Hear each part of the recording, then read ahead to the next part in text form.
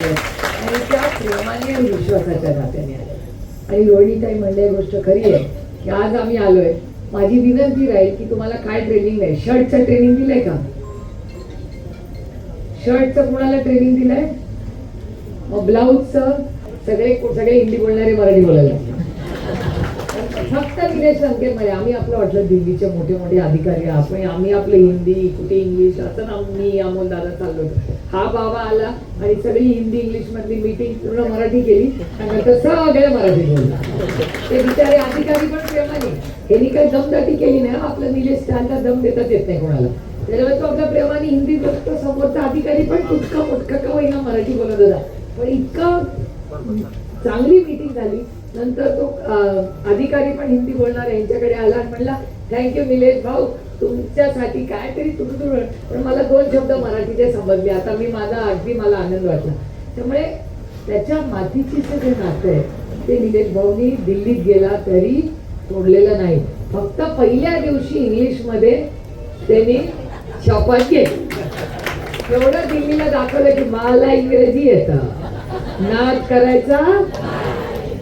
तर एकदम आपली ट्रेन जी निघाली आहे मराठीमध्ये ते सगळं जोरात जोरात मराठी चालते एकदम. पण मला आनंद एका गोष्टीचा आहे की माझा कुठल्याही भाषेला विरोध नाही, पण माझं एवढंच म्हणणं आहे की सगळ्याच भाषा आला पाहिजे. मावशीवर प्रेम करा पण आई ती आईच असते. त्याच्यामुळे मराठी भाषा ही प्रत्येकाला आलीच पाहिजे आणि त्याचा मान सन्मान करायला पाहिजे. आणि माझं तुम्हाला महिलांना विनंती आहे की इंग्रजी आलंच पाहिजे. मी समजू शकते काळ बदललाय, माझी मुलं इंग्रजी शाळेत शिकतात, मी इंग्रजी शाळेत शिकले. पण घरामध्ये आपण सगळ्यांनी मराठी भाषा जी काय मराठी असेल, तुमची जी काय मातृभाषा असेल, मुलांना मातृभाषा ही आलीच पाहिजे. तुमच्या घरात कुठली कोकणी असेल, तुमची जी काय मराठीचं वेगळं वेगळं. आता म्हणजे माझ्या वडिलांच्या घरी आणि आईच्या घरी मधलं अंतर सांगते. चपातीच असते. निलेश भाऊ पवारांकडे चपाती म्हणतात, माझ्या आईचं माहेर नाव शिंदे, ते पोळी म्हणतात का काही घरात पोळी. पण ती आपापली भाषा असते, आपापला लहजा असतो. पण मातृभाषा ही आलीच पाहिजे आणि ही आईच शिकू शकते. आई ज्या भाषेत मुलांशी बोलते तीच भाषा मुलांची मातृभाषा होते. त्याच्यामुळे तुम्ही आज महिला ज्या उपस्थित आहात तुमच्यावर जबाबदारी जास्त आहे. आपण आणि इंग्रजी बोला. त्या नवीन मी बघते यंग मुली आहेत, त्यांना असं वाटतं की आपलं नुकसान झालं, मुलांचं होऊ नये, मुलांनी इंग्रजी बघावं. जरूर इंग्रजी, मुलं 2 भाषा आरामात शिकू शकतात. आमचं एवढंच म्हणणं आहे, 3री लादू नका. 5वी नंतर शिका नाही हिंदी, आम्ही कुठे विरोध करतो. पण पहिलं मुलं लहान असताना खेळीमेळीने मुलांवर बोजा टाकू नका शिक्षण. तसंच तुम्ही ही स्वतःच्या कर्तृत्वाने आज ताईंनी तुमच्यासाठी एक मशीन आहे, त्याचं घरामध्ये कपडे वाळत घालवायला वापरायचं नाही किंवा सामान ठेवायला वापरायचं नाही. त्याच्यात प्रयत्न करा. खूप नवीन आजकाल डिझाईन यायला लागले. एक काळ असा होता की एक साडी चोळी घालवा. आता बापरे केवढं फॅशन बदललं आणि त्याला काय पैसे लागत नाहीत फॅशन करायला. स्वस्त आणि टिकाऊ सगळं मिळतं. इथे येताना ते झुडिओ दुकान बघितलं का तुम्ही कधी? नेत्यांना कोणी नेले का झुडिओ मध्ये? हे आज घेऊन जा रे, आज घेऊन जायला जेवणाच्या आधी डबा गाडीत का तुम्ही झुडिओ मध्ये जा. झुडिओ मध्ये 300 रुपयाहूनच खाली वस्तू मिळतात जास्त आणि मागातली 500 ना, आणि त्याच्या खाली सगळं आणि जास्त सगळा माल 300 रुपयाच्या खाली असतो. तर मला असा प्रश्न पडलाय, हा तुम्ही प्रयोग त्यांनी करून बघायला पाहिजे. यांचं जरा चांगलं ट्रेनिंग करून घ्या. मग झुडिओ मध्ये जर बाकीचे लोक सप्लाय करू शकतात तर आपल्या महिला का नाही करू शकत? घ्या ना ट्रेनिंग करायला. आणि आपण काही स्टॉल बिल टाकायचा, आपण त्यांना फक्त बनवायचं आणि ते पोचून द्यायचं त्यांच्याकडे, ते विकतील ना. आपण नाही विकायच्या भानगडीत पडायचं. पण आपण ती करेन काही. रोहिणीताई, तुम्ही काही महिलांचा ग्रुप बघा. आपण आता निलेश भाऊंकडे चांगल्या खूप महिला कर्तृत्वाने आहेत, त्या काही प्रोडक्ट बनवू शकतात का कमी किमतीमध्ये चांगल्या क्वालिटीच्या. मग आपण झुडिओला काही सप्लाय चेन सुरू करू शकतो. अशा खूप संधी असतात, पण त्याला दर्जाही चांगला लागतो. आपण जाताना किती खिस काढतो छोट्या छोट्या गोष्टीचा की नाही. मग आपण गिराईक सप्लाय म्हणून विचार करू नका, आपण गिराईक म्हणून विचार करा आणि तो दर्जा ठेवा. माझा विश्वास आहे की तुम्ही सगळ्यांनी मनावर घेतलं तर उत्तमच तुम्ही करू शकता. मला खरं सांगा, एवढी मशीन निघाली आहे, पुरणपोळी, हातची पुरणपोळी मशीन करू शकेल का कधी? हे तुम्हीच करू शकता. किंवा ते दुसरे करतात बघा, करंजी, आणि त्या करंजीला ते लेअर काय म्हणतात त्याला, साठ्याची करंजी उगायची करते. ते मशीन करू शकेल का? ते लाटताना किती कष्ट करायला लागते. निलेश लंकेंना खायला काय वाटत नाही, ते आपलं तोंडात टाकलं विरघळलंय, त्याला कुठे माहिती त्याच्या मागे तुमची किती कष्ट आहे. त्याच्यामुळे ते 7 वेळा करायला लागतं ना, फिरून फिरून. मग ते करायला ते मशीन करू शकेल का? ते झुडिओमध्ये मिळतं का? ते तुम्हीच करू शकता. ते कुठलंही मशीन या जगातलं करू शकणार नाही. त्याच्यामुळे तुमच्या प्रत्येकीमध्ये कर्तृत्व आहे. तुम्हाला जर संधी दिली तर तुम्ही काहीही करू शकता. हा फक्त आत्मविश्वास होता. म्हणजे काही करू शकता म्हणजे लगेच जाऊन भांडण करू नका कोणाशी. म्हणजे सुसंस्कृत मराठी संस्कृतीमध्ये तुम्ही कर्तृत्ववान आहात.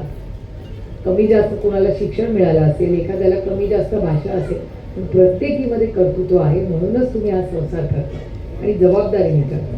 आणि आज नंतर माझी एकच अट आहे राजश्रीताई, या प्रत्येकीला सांगायचं, कोणी नवरे कोणी विचारलं ना तुम्ही काय करता, मी घरीच असते. घरीच असते म्हणायचं नाही, सांगायचं मी होम मेकर आहे, घर चालवते. घर चालवण्यामागे खूप मोठा त्याग आहे. तुम्ही कदाचित रोहिणीताई माझ्यापेक्षा कर्तृत्ववान असला, आम्हाला दोघींना संधी मिळाली. तुम्हाला संधी मिळाली असती तर तुम्ही नाही झालं. ती संधी तुम्हाला मिळाली नाही, पण तुम्ही त्या संधीबरोबर एक मोठा त्याग केलेला आहे तुमच्या मुलांसाठी, नवऱ्यासाठी आणि सासू सासऱ्यासाठी. तुमचा नवरा कामावर का बिनधास्त जाऊ शकतो? कारण का त्याला माहिती आहे घरी माझी बायको हे सगळं बघते. त्याच्यामुळे तुमचं कर्तृत्व खूप आहे. कर्तृत्व बरोबर त्यागाला जास्त महत्त्व. त्याग करणं अवघड नसतं, कर्तृत्व दाखवतो आम्ही सगळे, पण त्याग करणं जास्त अवघड असतं. बरोबर आहे ना? त्या बघा कसं म्हणतो. म्हणून मी सगळ्यांना सांगते की प्रेम एक वेळ कमी झालं तरी चालेल, विश्वास कमी होता कामा नये. त्यामुळे कर्तृत्व दाखवायला आपण सगळे आहोत, पण त्याग करण्यासाठी खूप मोठं मन लागतं. ते प्रत्येक जणीने ते केलेले स्वतःसाठी टाळ्या वाजवा. तुम्ही सगळ्या कर्तृत्ववान महिला आहात. तुमच्या प्रत्येकीसाठी काहीतरी वेगळं करण्यासाठी राजश्रीताईंनी आज तुम्हाला इथे बोलवलंय. भावनाताई आहेतच राजश्रीताईंबरोबर, पण आज मला अभिमान आहे की आपल्या कार्यक्रमासाठी निलेश लंके इतक्या लांबून आले. ते मुंबईला गेले, कामं केली आणि त्यांना आता परत नगरला जायचे. मी येताना 50 फोन त्यांना असते, कुठे कुठे कुठे. तुम्ही अरे आहे रस्त्यात आहे रस्त्यात आहे. त्याच्यामुळे त्यांनाही नगरला जायचंय. त्यामुळे मी आज फार वेळ तुमचा घेणार नाही, पण आज इतक्या लांबून तुमच्या प्रेमापोटी आज निलेश भाऊ ही आलेले आहेत. रोहिणीताईंच्या वडिलांची तब्येत आज बरी नाही, पण आज खूप बरी आहे. त्याच्यामुळे आम्ही आज जरा रिलॅक्समध्ये आहोत. आज आता 1-2 दिवसात त्यांना डिस्चार्ज मिळेल. पण खरंच कौतुकाची गोष्ट आहे की वडील हॉस्पिटलमध्ये असताना त्या तुमच्या प्रेमापोटी आज तुमच्यासाठी तुमचं कौतुक करण्यासाठी हे दोघं इथे आले. मी त्या दोघांचं खरंच मनापासून आभार मानते, कौतुक करते.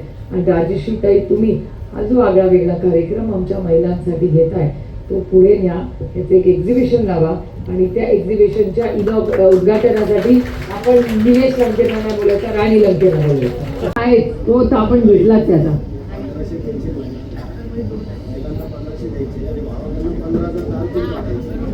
बघा आपला भाऊ काय म्हणतोय बघा. पुरुषांचा पण मताचा मान सन्मान केला पाहिजे. ते असं म्हणतात की 1500 रुपये महिलांना दिले आणि 15,000 रुपये दारूतून काढले, असं पुरुष म्हणतोय बघा. म्हणजे ते आपल्या बाजूने चहाच्या दुकानात सिगरेट विकतात.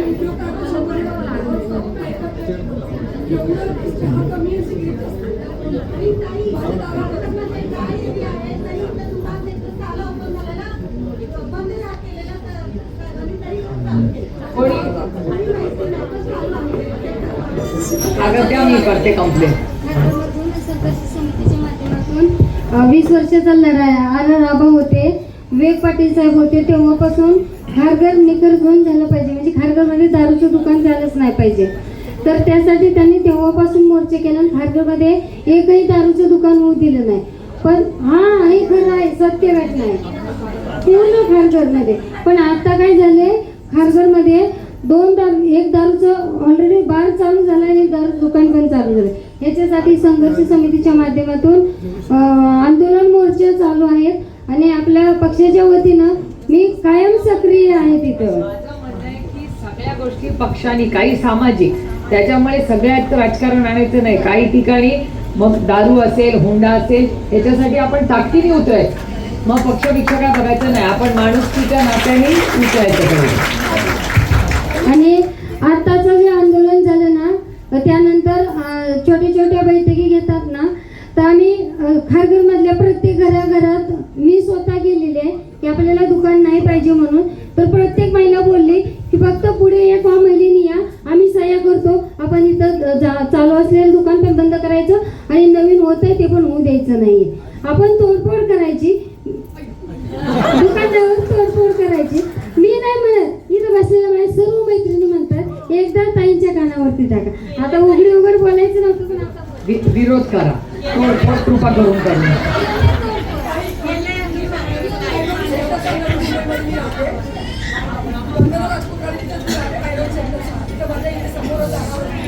दारूची दुकान आहे, त्या दारूच्या दुकानाच्या बाजूला चकना विकतात आणि ते लोक एवढी गर्दी का आम्ही 100 एकर गणेश नाईक साहेबांकडे दिलेले आहे.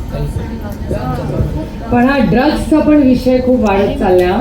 त्याच्यामुळे माझी विनंती आहे पक्षाच्याही वतीने, तुम्ही सगळे युवक आहात, ड्रग्सच्या बाबतीत आपण सगळ्यांनी लक्ष घातलं पाहिजे. ड्रग्स नो म्हणजे अजिबातच नाही, म्हणजे फोडूनच काढले पाहिजे. जे कोणी ड्रग्स विक्रेते आहेत ना, त्यांच्या विरोधात आपण सगळ्यांनी जंग पछाडली.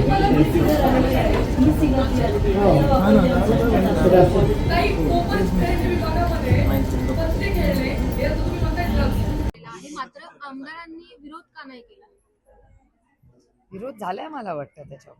म्हणजे मी जे तुमच्याच चॅनलवर पाहिलं त्याच्यात विरोध झाला होता त्या कायद्याला. तुमचं काय म्हणणं आहे? नाही, मी अशा कुठल्याही ज्याच्यात कुणालाही मोकळा श्वास घेता येणार नाही आणि एका सशक्त लोकशाहीच्या विरोधात जो कायदा असेल त्याच्या विरोधात मी आहे. मुख्यमंत्र्यांनी आता ते वक्तव्य केलंय की त्रिभाषा भाषा म्हणजे तीनही भाषा महाराष्ट्रामध्ये बोलल्या पाहिजेत आणि इंग्रजीला पाठिंबा देता हिंदीचा अपमान केला तर ते आम्ही सहन करणार नाही. मला नाही माहिती, मी ऐकलेलं नाही स्टेटमेंट. एकतर आणि 5वी नंतर सगळेच हिंदी शिकतात. 3 भाषा 5वी नंतर आहेत ना ऑलरेडी सगळ्याच राज्यांमध्ये, तसं आपल्याच राज्यात आहे. हनी ट्रॅपचा मुद्दा गाजतोय महाराष्ट्रामध्ये, सरकारकडनं कोणतीही भूमिका मांडली जात नाही. मला असं वाटतं हनी ट्रॅपचा मला माहिती नाही काय विषय, पण महाराष्ट्राच्या माननीय मुख्यमंत्र्यांनी यांनी याच्यावर स्टेटमेंट केलं पाहिजे. वारंवार हा विषय येतोय. जे काय खरं असेल ते महाराष्ट्राच्या माननीय मुख्यमंत्री हे होम मिनिस्टर जे आहे त्यांनाच विचारणं संयुक्तिक आहे. जयंत पाटलांनी जो राजीनामा दिला त्यानंतर नवीन प्रदेश अध्यक्ष मिळाले, भूमिका त्यांची कशी असणार आहे ते जबाबदारी स्वीकारतात. कुठल्याही पक्षामध्ये दर 3 ते 5 वर्षांनी नवीन अध्यक्ष होतो. भारतीय जनता पक्षामध्ये बदल झाला, त्याच्यानंतर राष्ट्रवादी काँग्रेसमध्ये झाला, काँग्रेसमध्ये झाला. ही प्रक्रिया असते आणि ह्या तिन्ही पक्षांनी प्रक्रियेमध्ये हा बदल होतच ना. आता तुमचं पण जेव्हा प्रमोशन होईल तेव्हा दुसरा रिपोर्टर येईलच ना. 1500 रुपये महिलांना मानधन दिलं जातं. आपका जो महाराष्ट्र के सारे चैनल्स पे आ रहा है, मेरे ख्याल से महाराष्ट्र के जो मुख्यमंत्री है, जो होम मिनिस्टर है इस राज्य के, वही टिप्पणी कर पाएंगे कि एक्चुअली क्या है. बहुत चर्चा टीवी पे भी हो रही है, असेंबली में चर्चा भी हो रही है. नाना पटोले जी ने कल असेंबली में ये मुद्दा भी उठाया. तो मेरे ख्याल से महाराष्ट्र के माननीय मुख्यमंत्री जी जो होम मिनिस्टर है वही कह सकते हैं कि सच क्या है. मुख्यमंत्री इन्होंने ऐसा भी कहा है कि हिंदी भाषा का जो अपमान करेगा उनको मतलब महाराष्ट्र एक बहुत संस्कारी राज्य है और ये भारत की संस्कृति है. हम किसी का कभी भी अपमान कल नहीं करा, आज नहीं और कल भी नहीं करेंगे.